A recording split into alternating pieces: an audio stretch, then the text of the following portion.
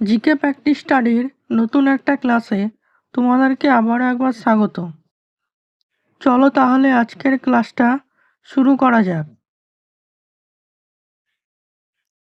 আজকে আমরা আলোচনা করতে চলেছি কিছু গুরুত্বপূর্ণ কারেন্ট অ্যাফেয়ার্স নিয়ে। তোমরা ক্লাসটা প্রথম থেকে শেষ অবধি দেখতে থাকো। আজকের প্রথম প্রশ্ন,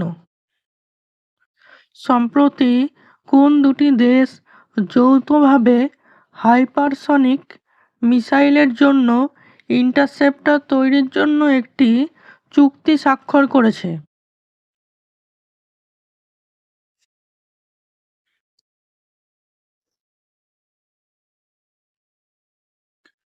সঠিক উত্তর হলো অপশন এ, মার্কিন যুক্তরাষ্ট্র এবং জাপান।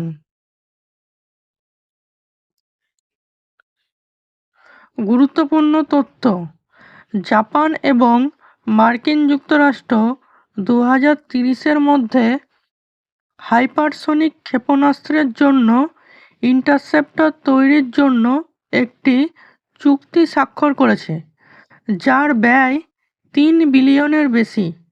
আগস্টে ঘোষিত পরিকল্পনাটি জাপানের আশেপাশে ক্ষেপণাস্ত্র প্রযুক্তিতে দ্রুত অগ্রগতি সম্বোধন করে।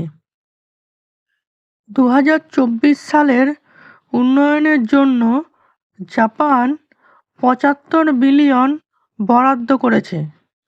হাইপারসনিক ক্ষেপণাস্ত্রের গতি এবং অনিয়মিত ট্র্যাজেক্টরি তাদের আটকানো কঠিন করে তোলে।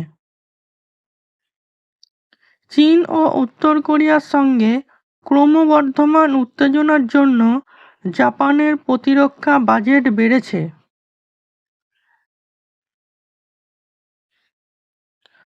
সম্প্রতি বিশ্বের সর্বোচ্চ প্রতিযোগিতার পুল খোলা হয়েছে কোন দেশে?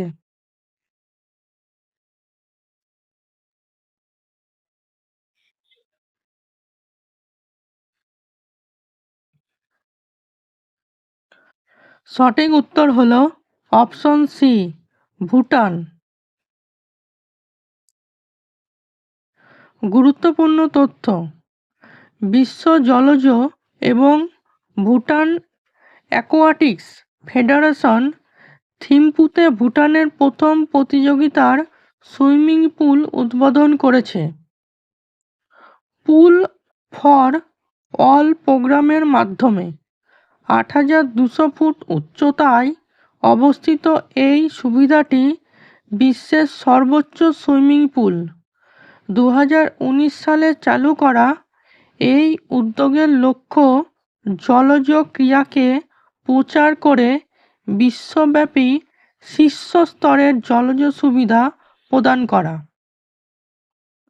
নতুন পুলটি ভুটানের জলজ ক্রীড়া উন্নয়নের জন্য একটি উল্লেখযোগ্য মাইলফলক হিসেবে চিহ্নিত।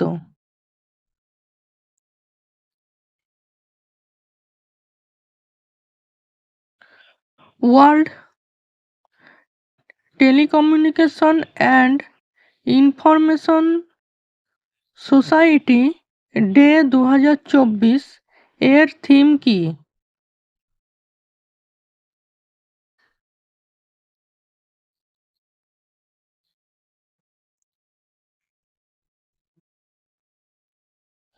সঠিক উত্তর হলো অপশন বি, টেকসই উন্নয়নের জন্য ডিজিটাল উদ্ভাবন।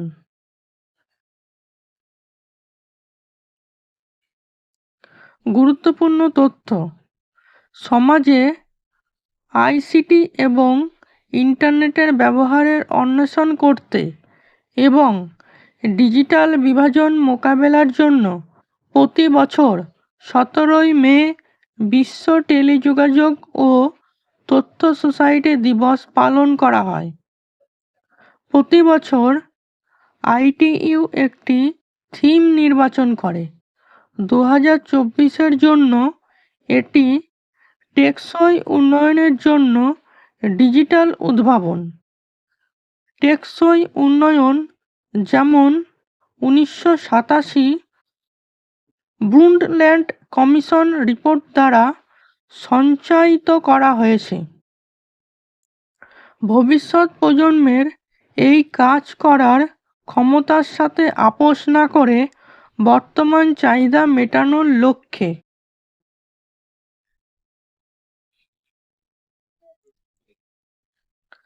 সম্প্রতি ভারত জিম্বাবুয়ে যৌথ বাণিজ্য কমিটির জেটিসি তৃতীয় অধিবেশন কোথায় অনুষ্ঠিত হয়েছিল?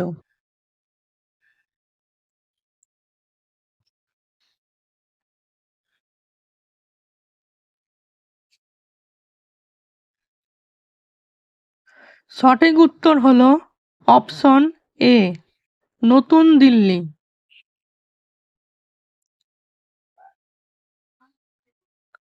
গুরুত্বপূর্ণ তথ্য: ভারত জিম্বাবুয়ে যৌথ বাণিজ্য কমিটির তৃতীয় অধিবেশন 13 ও 14 মে 2024 তারিখে নয়াদিল্লিতে অনুষ্ঠিত হয়েছিল। ভারতের প্রিয়া পি নারার এবং জিম্বাবুয়ের রুডো এম ফারানিসি সহ সভাপতি ছিলেন। সেশনটি দ্বিপাক্ষিক বাণিজ্যের বাড়ানোর উপর দৃষ্টি নিবদ্ধ করেছিল। স্বাস্থ্যসেবা, নবায়নযোগ্য শক্তি এবং ডিজিটাল অর্থনীতির মতো বিভিন্ন ক্ষেত্রে বিনিয়োগ এবং সহযোগিতা। উভয় পক্ষই নিয়ন্ত্রক সহযোগিতার জন্য সমঝোতা স্মারক অন্বেষণ করতে এবং বিনিয়োগ প্রচার সংস্থা এবং চেম্বার অব কমার্সের মধ্যে সম্পর্ক জোরদার করতে সম্মত হয়েছে।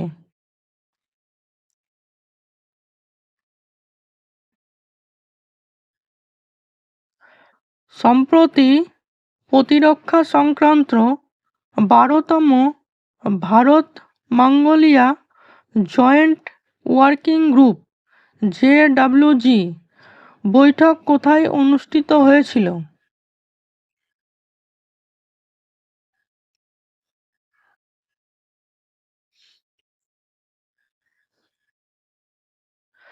সঠিক উত্তর অপশন সি, উলানবাতার।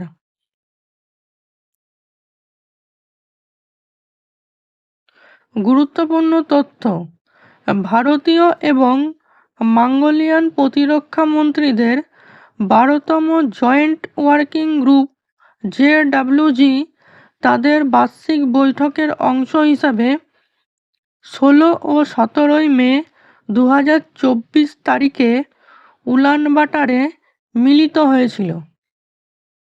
প্রতিরক্ষা যুগ্ম সচিব অমিতাভ প্রসাদের নেতৃত্বে ভারতীয় প্রতিনিধি দল এবং ব্রিগেডিয়ার জেনারেল গাংখুয়াক দাভাগডজের নেতৃত্বে মঙ্গোলিয়ান প্রতিনিধি দল।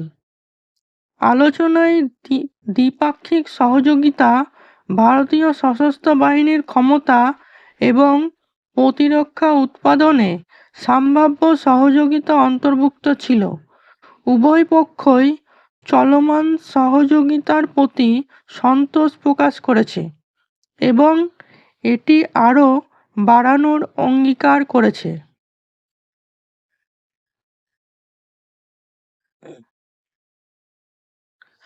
তাহলে আজকের ক্লাসটা এই পর্যন্তই। কেমন লাগলো কমেন্ট করে জানিও। আর যদি ভালো লেগে থাকে আমাদের চ্যানেলটিকে সাবস্ক্রাইব করতে পারো। ধন্যবাদ।